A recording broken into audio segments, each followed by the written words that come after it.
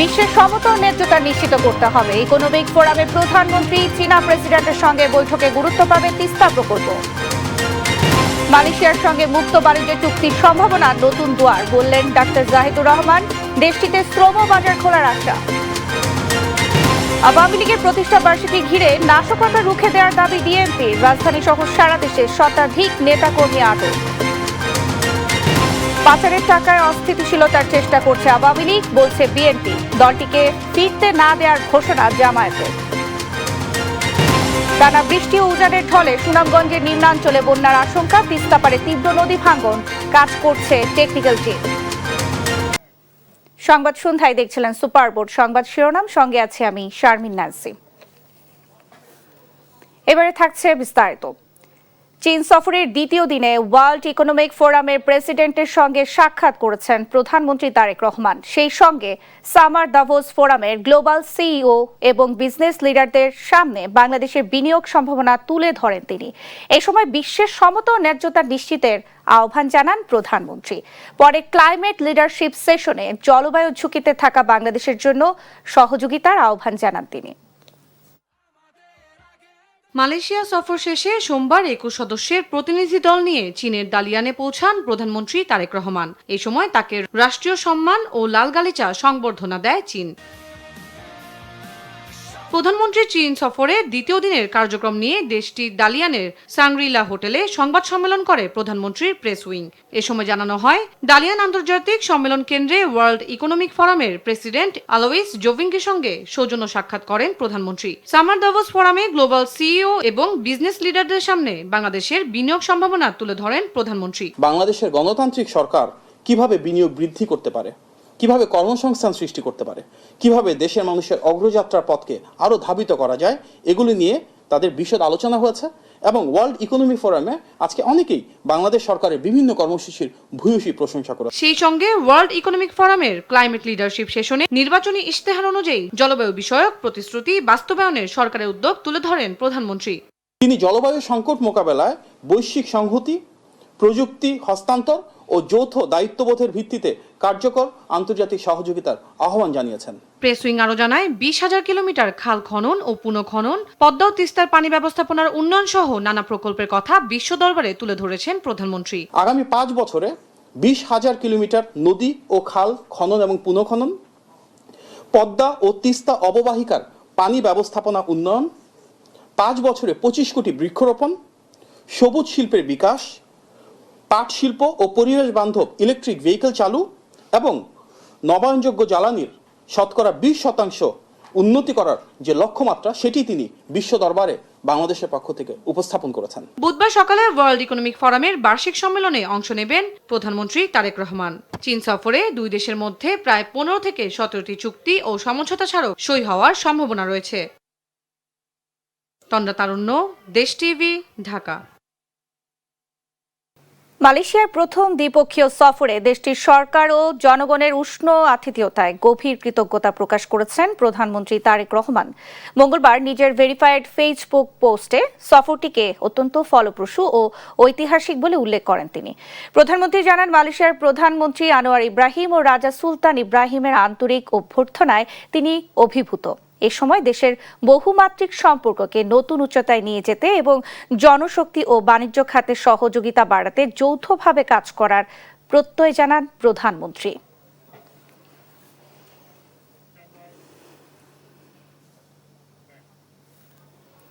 প্রধানমন্ত্রীর চীন সফরে নবায়নযোগ্য জ্বালানি খাত নিয়ে চুক্তি হতে পারে বলে জানিয়েছেন জাতীয় সংসদের চিফ হুইপ নুরুল ইসলাম মনি। সৌরবিদ্যুৎ নিয়ে সিপিডির সংলাপে এ কথা জানান তিনি। আর নবায়নযোগ্য জ্বালানি খাতের রাজস্ব বৈষম্য কমানো সহ সরকারের নীতি সহায়তা বাড়ানোর কথা বলেন আলোচকরা।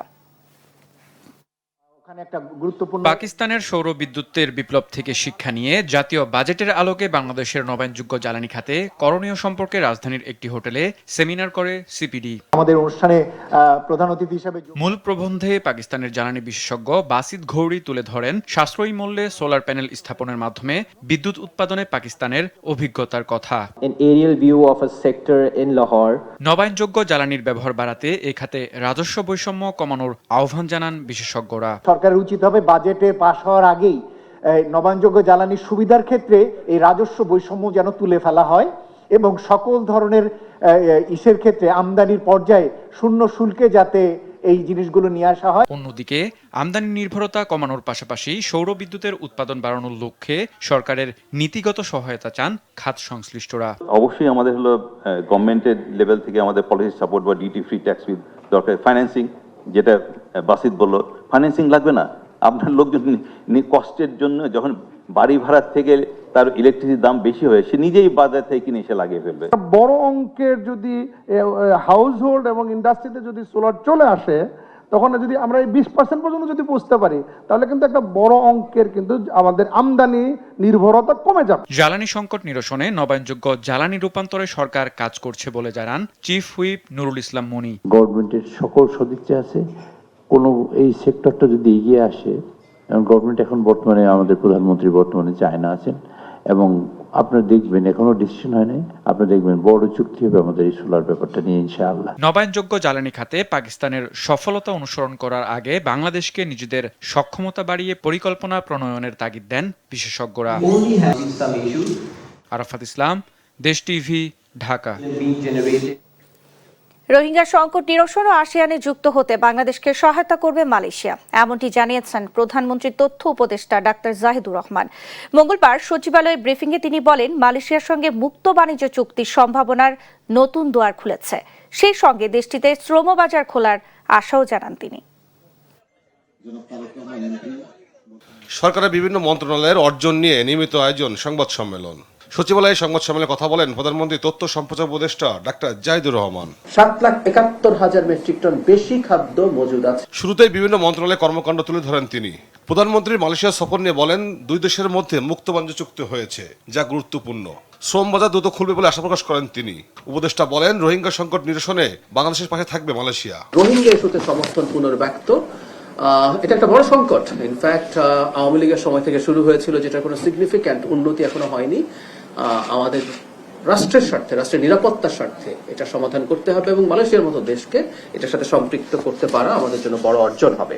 হাসপাতালগুলোর সেবার মান বাড়াতে কাজ করছে স্বাস্থ্য মন্ত্রণালয় উল্লেখ করে তথ্য উপদেষ্টা বলেন, নতুন করে 10 জেলায় রেলপথ স্থাপনের সিদ্ধান্ত নিয়েছে সরকার। শেরপুর, মেহেরপুর, মাগুরা, সাতক্ষীরা, বরিশাল, বরগুনা, পটুয়াখালী, ঝালকাঠি, পিরোজপুর ও লক্ষ্মীপুর 10টা জেলায় নতুন করে রেলপথ সংযুক্ত করা হবে। কার্যক্রম নিষিদ্ধ আওয়ামী লীগ নিয়ে ডাক্তার জাহিদুর রহমান বলেন, দলটির কোনো নৈতিক সাহস নেই, জনগণের স্বার্থে সেনা মোতায়েন করা হয়েছে বলে জানান প্রধানমন্ত্রী তথ্য সম্প্রচার উপদেষ্টা। কিছু ছোটখাটো নাশকতার সক্ষমতা হয়তো আছে, আর তাদের প্রচুর টাকা আছে, সেটা খরচ করে হঠাৎ করে কোনো নাশকতা করে কিনা, সেই জন্য যে জায়গায় ঝুঁকি বেশি মনে হয়েছে সেখানে সেনাবাহিনী রাখা হয়েছে জনগণের নিরাপত্তার স্বার্থে। তৌফিক Mahmud Munna, Desh TV, Dhaka. Thank you. প্রতিষ্ঠাবার্ষিকী ঘিরে আওয়ামী লীগ নেতাকর্মীরা নাশকতার চেষ্টা করলেও আইন শৃঙ্খলা বাহিনীর তৎপরতায় তা নস্যাৎ হয়েছে বলে জানিয়েছেন ডিএমপি কমিশনার মুসলিউদ্দিন আহমেদ। নাশকতার চেষ্টার অভিযোগে সারা দেশে দলটির শতাধিক নেতাকর্মীকে আটক করেছে পুলিশ। এদিকে কার্যক্রম নিষিদ্ধ আওয়ামী লীগ নাশকতার চেষ্টা করলে ব্যবস্থা নেওয়ার হুঁশিয়ারি দিয়েছেন ভূমি প্রতিমন্ত্রী মীর হেলাল। প্রতিষ্ঠা বার্ষিকী ঘিরে কার্যক্রম নিষিদ্ধ আওয়ামী লীগের অতৎপরতা ঠেকাতে ঢাকাসহ সারা দেশে নেওয়া হয়েছে পর্যাপ্ত নিরাপত্তা ব্যবস্থা। মঙ্গলবার ডিএমপি কমিশনার বলেন, সুযোগ পেলে আওয়ামী লীগের নাশকতার পরিকল্পনা ছিল, তবে আইনশৃঙ্খলা বাহিনীর কঠোর অবস্থানে তা ভেস্তে গেছে। আমাদের প্রিপারেশন সবসময় সর্বোচ্চ সতর্ক অবস্থায় থাকবে। আমরা আমাদের ঢাকার বাইরে থেকে যাতে কেউ ঢাকা শহরে প্রবেশ করে এই ধরনের নাশকতা বা কোনো ধরনের মিছিল বা সমাবেশ বা জমায়েত হতে না পারে, এজন্য আমাদের নজরদারি অব্যাহত থাকবে। চট্টগ্রামে কার্যক্রম নিষিদ্ধ আওয়ামী লীগের অতৎপরতার প্রতিবাদে বিক্ষোভ করেছে চট্টগ্রাম বিএনপি। এ সময় ভূমি প্রতিমন্ত্রী মীর হেলাল বলেন, নাশকতার চেষ্টা হলে নেওয়া হবে কঠোর ব্যবস্থা। এছাড়া আইন শৃঙ্খলা পরিস্থিতি স্বাভাবিক রাখতে সেনাবাহিনীর পাশাপাশি প্রশাসনের পক্ষ থেকেও নেওয়া হয়েছে বাড়তি নিরাপত্তা ব্যবস্থা। আমার দলের চট্টগ্রাম বিভাগীয় যে সহসাংগঠনিক সম্পাদকের দায়িত্ব দিয়েছেন, আমরা অবশ্যই সেই দায়িত্ব রক্তের শেষ বিন্দু দিয়ে হলে পালন করব এবং চট্টগ্রামকে অবশ্যই ফ্যাসিস্ট মুক্ত এবং রাজাকার মুক্ত রাখার প্রত্যয় ব্যক্ত করছি। কেউ যাতে এখানে বিশৃঙ্খলা না করে, কেউ যাতে এখানে আইন শৃঙ্খলা পরিস্থিতিকে অবনতি না করে, এটা আমার দেখার দায়িত্ব। এবং যেহেতু তাদেরকে নিষিদ্ধ করা হয়েছে, কাজে এখানে যখন তারা কিছু একটা করতে যাবে আলটিমেটলি সেখানে একটা কনফ্রন্টেশন এবং এগুলির কারণে শহরের শান্তি শৃঙ্খলা বিঘ্নিত হবে এবং সেখানে শহরটা অনিরাপদ হয়ে যাবে এবং এই জায়গায় আমরা মনে করি এটা কখনো হওয়া উচিত নয়। এদিকে মঙ্গলবার সকাল থেকেই গোপালগঞ্জ জেলা জুড়ে সতর্ক অবস্থানে রয়েছে আইন শৃঙ্খলা রক্ষাকারী বাহিনীর সদস্যরা। বিশেষ করে জেলা শহরের গুরুত্বপূর্ণ পয়েন্টগুলোতে নিরাপত্তা ব্যবস্থা জোরদার করা হয়েছে। ইন-8 টু সিভিল পাওয়ারের আওতায় গোপালগঞ্জে 2 জন অফিসার সহ 5 প্লাটুন সেনা সদস্য মোতায়েন রয়েছে। ফরিদপুরে সকাল থেকেই সেনা সদস্যরা আইন শৃঙ্খলা নিয়ন্ত্রণে কাজ শুরু করেন, তবে সড়কে সব ধরনের যান চলাচল স্বাভাবিক রয়েছে।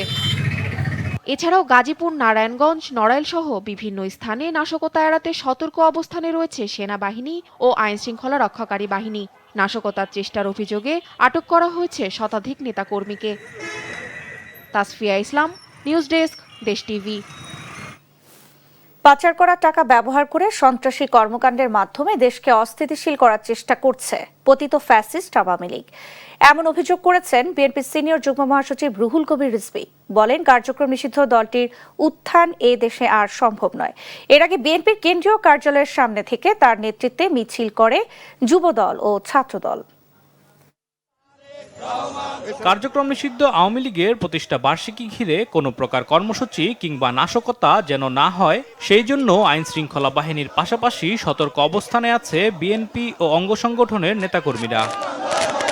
মঙ্গলবার সকালে রাজধানীর নয়াপল্টনের কেন্দ্রীয় কার্যালয়ের সামনে থেকে বিএনপির জ্যেষ্ঠ যুগ্ম মহাসচিব রুহুল কবির রিজভীর নেতৃত্বে মিছিল করে জাতীয়তাবাদী যুবদল এবং ছাত্রদল। বিজয়নগর মোড় থেকে ফকিরাপুল ঘুরে মিছিলটি শেষ হয় কেন্দ্রীয় কার্যালয়ের সামনে। মিছিল শেষে রুহুল কবির রিজভী জানান, পাচার করা অর্থ দিয়ে ষড়যন্ত্র করে দেশকে অস্থিতিশীল করার চেষ্টা করছে পতিত ফ্যাসিস্ট সরকার। এদের প্রতিহত করতে নেতাকর্মীদের সতর্ক থাকার আহ্বান জানান তিনি।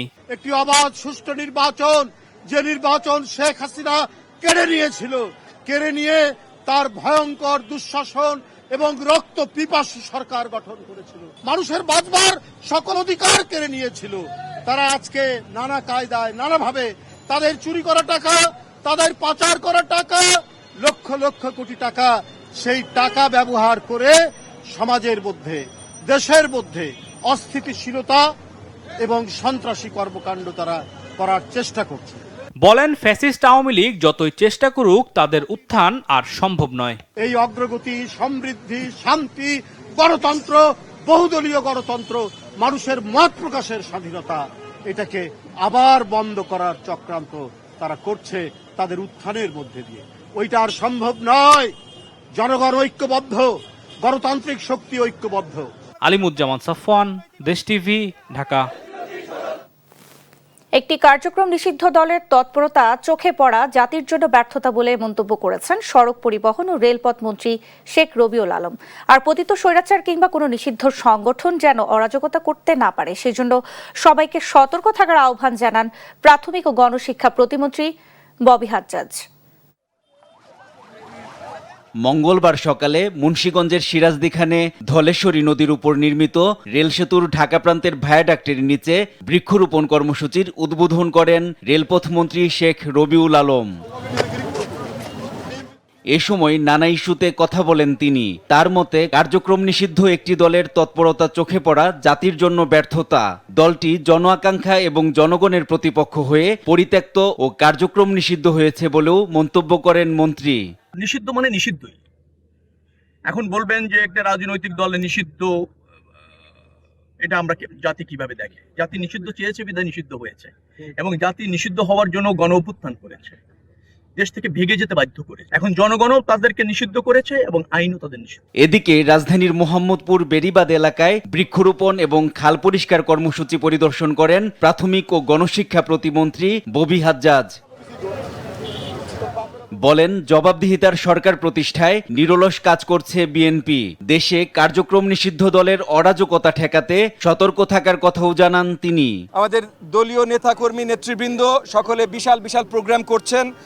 সকল জায়গায় মূল লক্ষ্য হলো বিচক্ষণতা বজায় রাখা, যেন কোনো বিগত দিনের স্বৈরাচারী বা কোনো নিষিদ্ধ সংগঠন আজকে রাজপথে নামতে না পারে, এলাকায় কোনো অরাজকতা সৃষ্টি করতে না পারে। কোনোভাবে কোনো অরাজকতা যেমন আমরা হতে দিব না, তেমনভাবে শুধু আমরা বসে নাই, কিন্তু আমরা ওই যে রাজপথে যে আছি জনগণের সেবায় নিয়োজিত আছি। দেশ গঠনে বিএনপির চলমান কর্মসূচি অব্যাহত থাকবে বলেও জানান প্রতিমন্ত্রী। এনআই নাহিদ, দেশ টিভি, ঢাকা। কার্যক্রম নিষিদ্ধ আওয়ামী লীগের কর্মসূচি প্রতিরোধে রাজধানী ধানমন্ডি সহ বিভিন্ন জায়গায় বিক্ষোভ মিছিল করেছে জামায়াতে ইসলামী। মঙ্গলবার সকালে ধানমন্ডিতে দলটির নেতাকর্মীদের মারধরের শিকার হন বেশ কয়েকজন সাংবাদিক। এই ঘটনায় দুঃখ প্রকাশ করে নেতারা বলেন, খুন-গুমের সঙ্গে জড়িত আওয়ামী লীগকে রাজনীতিতে ফিরতে দেওয়া হবে না।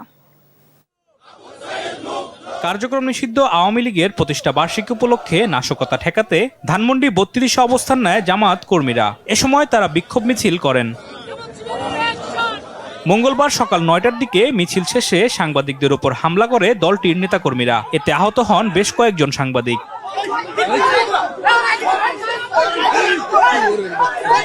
পরে জামাতের এক নেতা দুঃখ প্রকাশ করে মন্তব্য করেন, এটি অনাকাঙ্ক্ষিত ঘটনা, এতে তৃতীয় পক্ষের ইন্ধন রয়েছে বলে অভিযোগ করেন তিনি। আমি বহুবার এসে আপনাদের কাছে জোর করেছি যে ভাই আপনারাও থেমে যান, আমরা এদেরকে চেষ্টা করছি। এর আগে আওয়ামী লীগ বিরোধী নানা স্লোগানে মিছিলটি ধানমন্ডি 32 নম্বরের বিভিন্ন জায়গা প্রদক্ষিণ করে। অভিযোগ করেন একটি দল প্রতীত আওয়ামী লীগকে পুনর্বাসনের চেষ্টা করছে, যা প্রতিহত করবেন তারা। আর কোনদিন আওয়ামী লীগ ফিরে আসবে না, আর কোনদিন স্বৈরাচার ফিরে আসবে না। ভারতের একটি তাবেদার এবং পুতুল সরকারে এই দেশটাকে পরিণত করার জন্য তারা পায়তারা করছে। নৈরাজ্য এবং তারা আইন শৃঙ্খলা রক্ষাকারী বাহিনীর উপর তারা যেভাবে হুমকি ধমকি দিয়ে দেশকে অস্থিতিশীল করার চেষ্টা করছে, এবং আজকে ঘিরে তাদের অনলাইন প্ল্যাটফর্মে তারা যে ধরনের উস্কানিমূলক বক্তব্য দিয়ে আসছে। এর আগে সকালে 32 নম্বর পরিদর্শনে এসে ডিএমপির অতিরিক্ত কমিশনার এস.এন. নজরুল ইসলাম বলেন, সর্বোচ্চ সতর্ক অবস্থায় রয়েছে আইন শৃঙ্খলা বাহিনী। পুলিশের সদস্য, বিজিবি, ইভেন আপনারা কালকে দেখছেন ঢাকা এবং আশেপাশে কয়েকটা জেলায় বাংলাদেশ সেনাবাহিনীর সদস্য নিয়োজিত আছে। আমরা সর্বোচ্চ সতর্কতায় আছি। এখন পর্যন্ত কোনো অপ্রীতিকর ঘটনার কোথাও সংবাদ পাওয়া যায়নি। এদিকে বাইতুল মোকাররমের সামনে বিক্ষোভ মিছিল করছে জামায়াতে ইসলামীর নেতাকর্মীরা। আলিমুজ্জামান সাফওয়ান, দেশ টিভি, ঢাকা।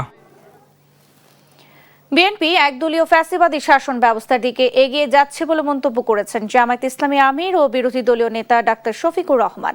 ক্ষমতায় বসে আওয়ামী লীগের গুম ও গণহত্যার বিচার করার অঙ্গীকার বিএনপি ভুলে গেছে বলে অভিযোগ করেন তিনি।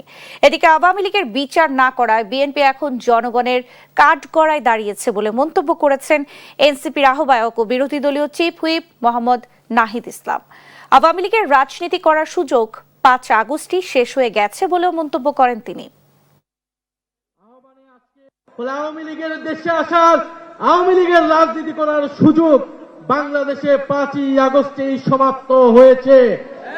যারা সমঝোতা করছে, যারা নতুন করে স্বপ্ন দেখছে আওয়ামী লীগকে রাজনীতিতে পুনর্বাসিত করার, তাদের পরিণতি আওয়ামী লীগের মতোই হবে। নির্বাচনের সময় তারা বলেছিলেন তারা নির্বাচিত হলে ফ্যাসিবাদের হাতে যতগুলো খুন হয়েছে, গুম হয়েছে, নির্যাতন হয়েছে, সবগুলোর বিচার তারা করবে। ক্ষমতায় বসার পর এখন তাদের সুর পাল্টে গেছে। গেল 1 বছরে রেকর্ড 10 জন প্রভাবশালী ব্যক্তি ও তাদের স্বজনদের ফিরিয়ে আনতে ইন্টারপোলে চিঠি দিয়েছে দুর্নীতি দমন কমিশন। এর মধ্যে আছেন সাবেক প্রধানমন্ত্রী শেখ হাসিনা, তার পুত্র সজীব ওয়াজেদ জয়, বে সাইমা ওয়াজেদ পুতুল, পুলিশের সাবেক মহাপরিদর্শক বেনজির আহমেদ, এস আলম সহ প্রভাবশালী বেশ কয়েকজন মন্ত্রী। কর্মকর্তারা বলছেন, কেবল অপরাধের তদন্তই নয়, রাজনৈতিক ও প্রশাসনিক প্রভাবের বলয় ভাঙতে কঠোর অবস্থানে দুদক। ফাইল চালাচালি কিংবা দায়সারা অনুসন্ধান নয়, এবার সরাসরি ইন্টারপোলের রেড নোটিশ। ছাত্র জনতার অভ্যুত্থানের পর ক্ষমতাচ্যুত সাবেক প্রধানমন্ত্রী শেখ হাসিনা তার সন্তান ও পরিবারের সদস্যদের একযোগে বৈশ্বিক কাঠগড়ায় দাঁড় করানোর এই উদ্যোগ বাংলাদেশের দুর্নীতি দমনের ইতিহাসে একেবারেই প্রথম। গত 1 বছরে প্রভাবশালী যে 10 জনের বিরুদ্ধে রেড নোটিশ জারির জন্য পুলিশের কাছে চিঠি গেছে, তার ভেতর শেখ হাসিনা ছাড়াও আছেন সজীব ওয়াজেদ জয়, সাইমা ওয়াজেদ পুতুল, সাবেক ভূমিমন্ত্রী সাইফুজ্জামান জাবেদ, সাবেক আইজিপি বেনজির আহমেদ এবং ব্যবসায়ী এস আলমের মতো হাই প্রোফাইল নামগুলো। সংস্থাটি বলছে, কেবল অপরাধের তদন্তই নয়, রাজনৈতিক ও প্রশাসনিক প্রভাবের বলয় ভাঙতেই দুদকের এই নজিরবিহীন কঠোর অবস্থান। বেনজির আহমেদ সহ সাবেক প্রধানমন্ত্রী শেখ হাসিনা, তার পুত্র সজীব ওয়াজেদ জয়, তার কন্যা সাইমা ওয়াজেদ পুতুল, সাবেক ভূমিমন্ত্রী সাইফুজ্জামান জাভেদ, তার স্ত্রী রুকমিলা জামান সহ সাইফুল আলম, তার 2 ভাই এবং স্ত্রী, মোট 10 জনের নামে রেড নোটিশের আবেদন দুদক পাঠিয়েছে। দুদকের এসব নথি পুলিশ সদর দপ্তর হয়ে স্বরাষ্ট্র মন্ত্রণালয়ের মাধ্যমে এখন ইন্টারপোলের সদর দপ্তরে। তবে আন্তর্জাতিক আইন, অপরাধী প্রত্যর্পণ চুক্তি এবং ইন্টারপোলের চুলচেরা বিশ্লেষণে নিজস্ব কিছু জটিল ধাপ রয়েছে। যেসব আসামি দেশের বাইরে অবস্থান করছেন বা পলাতক রয়েছেন, তাদের দেশে ফিরিয়ে এনে আইনের মুখোমুখি করার জন্য বিজ্ঞ আদালত ওয়ারেন্ট অফ অ্যারেস্ট ইস্যু করেন। সেই ভিত্তিতে আমরা এসব রেড নোটিশ জারির জন্য আবেদন প্রেরণ করি। আমলাতান্ত্রিক জটিলতা আর ইন্টারপোলের দীর্ঘ প্রক্রিয়া পেরিয়ে কবে নাগাদ দেশে ফিরিয়ে আনা সম্ভব হবে, সেটিই সবচেয়ে বড় প্রশ্ন। মেহজাবিন হোসেন, দেশ টিভি, ঢাকা। 24 ঘন্টায় দেশে হাম উপসর্গ নিয়ে আরও 3 জনের মৃত্যু হয়েছে। এ নিয়ে গেল 100 দিনে 686 জনের মৃত্যু হলো। এদিকে বর্ষা মৌসুম শুরু হওয়ায় বাড়ছে ডেঙ্গু আক্রান্তের সংখ্যা। স্বাস্থ্য অধিদপ্তর বলছে টিকাদান সফল হয়েছে বলেই হামের প্রকোপ ধীরে ধীরে নিয়ন্ত্রণে আসছে। তবে নতুন করে আতঙ্ক ছড়াচ্ছে ডেঙ্গু। 24 ঘন্টায় সারা দেশে 121 জন ডেঙ্গু আক্রান্ত হয়ে হাসপাতালে ভর্তি হয়েছে।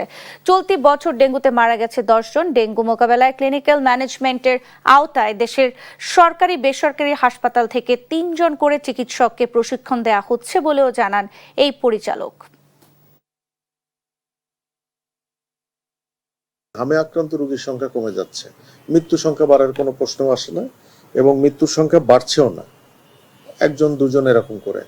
তো এরকম স্ট্যাটিস্টিক্স কিন্তু আমাদের বিগত বছরগুলোতেও নিউমোনিয়াতে, পিওর নিউমোনিয়াতে আক্রান্ত, মিজেলসে না, এরকম আক্রান্ত রোগীও কিন্তু আমাদের মারা গেছে। নীতি সহায়তা পেলে দেশের রপ্তানি আয় $150 বিলিয়ন ছাড়িয়ে যেতে পারে বলে মনে করেন বাণিজ্যমন্ত্রী খন্দকার আব্দুল মুক্তাদির। দুপুরে রাজধানীতে এক কর্মশালায় এলডিসি উত্তরণ পরবর্তী চ্যালেঞ্জ মোকাবেলায় এখন থেকে প্রস্তুতি নেওয়ার তাগিদ দেন তিনি। আর এলডিসি উত্তরণের রপ্তানি বহুমুখীকরণে সম্ভাবনাময় খাত চিহ্নিত করে প্রতিযোগিতা সক্ষমতা বাড়ানোর সুপারিশ করেছে গবেষণা ও নীতি সংস্থা র্যাপিড।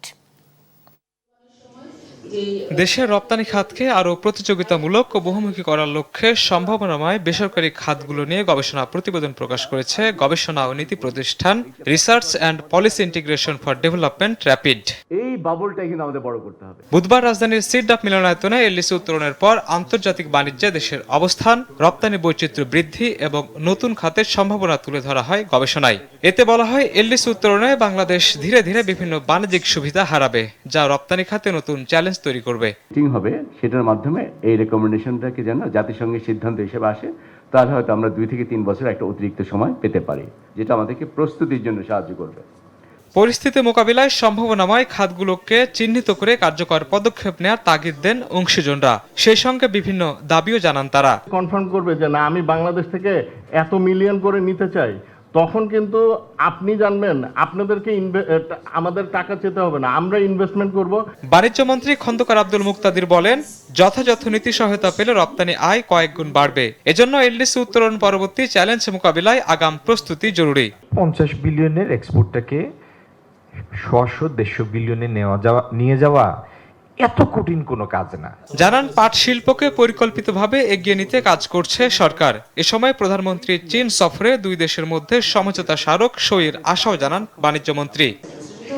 শাহিনুর ইসলাম সাগর, দেশ টিভি, ঢাকা। চলতি 2025-26 অর্থ বছরের 11 মাসে বাংলাদেশের বিদেশি ঋণের প্রতিশ্রুতি ও অর্থ ছাড় উভয়ই কমেছে। বিপরীতে ঋণ পরিশোধের দায় বেড়েছে।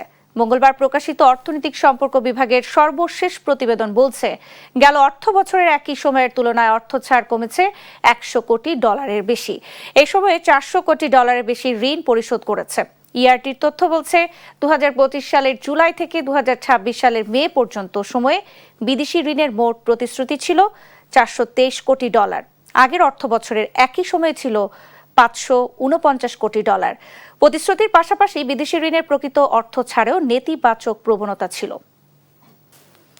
বিভিন্ন আইনি জটিলতায় প্রাথমিক থেকে মাধ্যমিক স্তরে বহু শূন্য পদ থেকে থাকা সত্ত্বেও শিক্ষক নিয়োগ সম্ভব হচ্ছে না বলে জানিয়েছেন শিক্ষামন্ত্রী ডক্টর আনম এহসানুল হক মিলন। মঙ্গলবার দুপুরে চট্টগ্রাম কলেজ মিলনায়তনে এইচএসসি ও সমমান পরীক্ষা 2026 উপলক্ষে আয়োজিত মতবিনিময় সভায় এই কথা বলেন তিনি। এ সময় স্বল্প সময়ে এই বিষয়ে আদালতের রায় পাওয়ার কথা জানিয়ে মন্ত্রী বলেন, রায়ের আলোকে শূন্য পদে শিক্ষক নিয়োগ দেওয়া হবে। এছাড়া নকল রোধে পরীক্ষা কেন্দ্রে সিসি ক্যামেরার মাধ্যমে ডিজিটাল ভিজিলেন্স নিশ্চিত করা হবে বলেও জানান তিনি। সারা বাংলাদেশে শিক্ষক নিয়োগ করতে পারছি না মামলার জটের কারণে। শুধু প্রাইমারি স্কুল না, high school, every sector, promotion, every more than 30,000 মামলা শিক্ষা মন্ত্রণালয়ের বিরুদ্ধে রয়েছে। অচল অবস্থা হয়ে গিয়েছে। This is not my fault. ও মা, দেখুন, education is essential commodity for everybody. মহামান্য আদালত কি শিক্ষার প্রতি দুর্বল না? সকলেই দুর্বল, কিন্তু কথাটা কেউ প্লেস করে না। জুলাই সনদ বাস্তবায়ন না করা এবং বিচার বিভাগের জন্য আলাদা সচিবালয় বিলুপ্ত করায় 18 আইন কর্মকর্তা পদত্যাগ করেছেন। সোমবার অ্যাটর্নি জেনারেল কার্যালয়ে জামাতপন্থী এইসব আইন কর্মকর্তারা পদত্যাগপত্র জমা দেন। পদত্যাগকারীরা deputy attorney general Yusuf Ali জানান, সরকার গণরায়কে উপেক্ষা করে জুলাই সনদ বাস্তবায়নে টালবাহানার পাশাপাশি হীনস্বার্থ হাসিলের জন্য বিচার বিভাগের আলাদা সচিবালয় বিলুপ্ত করে দিয়েছে। একই সঙ্গে বিচার বিভাগকে কুক্ষিগত করে রাখতে বিচারক নিয়োগের অধ্যাদেশও বাতিল করা হয়েছে। এরই প্রতিবাদে পদত্যাগ করার কথা জানান এই আইনজীবী। আমরা বিরোধী দলের 7 জন ডেপুটি অ্যাটর্নি জেনারেল এবং 11 জন অ্যাসিস্ট্যান্ট অ্যাটর্নি জেনারেল একযোগে পদত্যাগ করেছি। কারণ 3টি: জুলাই সনদ বাস্তবায়ন না করা, সুপ্রিম কোর্টের জুডিশিয়ারি সেপারেট সেক্রেটারিয়েট না করা এবং সুপ্রিম কোর্টের জাজেস অ্যাপয়েন্টমেন্ট যে অর্ডিন্যান্স সেটা বাতিল করা। চাঁপাইনবাবগঞ্জের সীমান্তের 4টি পয়েন্ট দিয়ে বাড়ছে পুশিন, চোরাচালান ও নানা ধরনের অপরাধ। গেল কয়েকদিনে এসব সীমান্ত দিয়ে 64 জনকে পুশিনের চেষ্টা চালায় ভারতীয় সীমান্তরক্ষী বাহিনী বিএসএফ, যা স্থানীয়দের নিয়ে ব্যর্থ করে দেয় বিজেপি। স্থানীয়রা বলছেন, রাতের অন্ধকারে এসব ঘটনা বেশি ঘটে। চাঁপাইনবাবগঞ্জের শিবগঞ্জ, ভোলাহাট, গোমস্তাপুর ও নাচল এই 4টি সীমান্ত অঞ্চল এখন পুশিন এবং সীমান্ত অপরাধের অন্যতম ঝুঁকিপূর্ণ এলাকা। সম্প্রতি গোমস্তাপুরের বাঙাবাড়ি সীমান্ত দিয়ে একসঙ্গে 28 জন বাংলাদেশিকে পুশিন করা হয়েছে বলে জানিয়েছে বিজিবি। এদের মধ্যে নারী ও শিশু ছিল। ভারতের বিএসএফরা ওই যে ভারতের কিছু নাগরিককে বাংলাদেশে ঠেলে দেওয়ার চেষ্টা করেছিল, তো এখানে বিজিবিরা প্রতিহত করেছে। অনেক সময় বাংলাদেশের ভিতরে ঢুকে বাংলাদেশি গাছ কেটে ফেলে, এই ধরনের যে নেককার জন্য ঘটনাগুলো তারা ঘটায়, এটি খুবই লজ্জাজনক। তারা বাংলাদেশের বর্ডারকে অস্থিতিশীল করার জন্য এই কাজগুলো করে। এর আগেও ভোলাহাট ও শিবগঞ্জ সীমান্ত দিয়ে একাধিকবার 10 থেকে 20 জন করে বাংলাদেশিকে ঠেলে পাঠানোর ঘটনা ঘটেছে। শুধু পুশিনই নয়, এই সীমান্তে সক্রিয় রয়েছে চোরাকারবারি চক্র।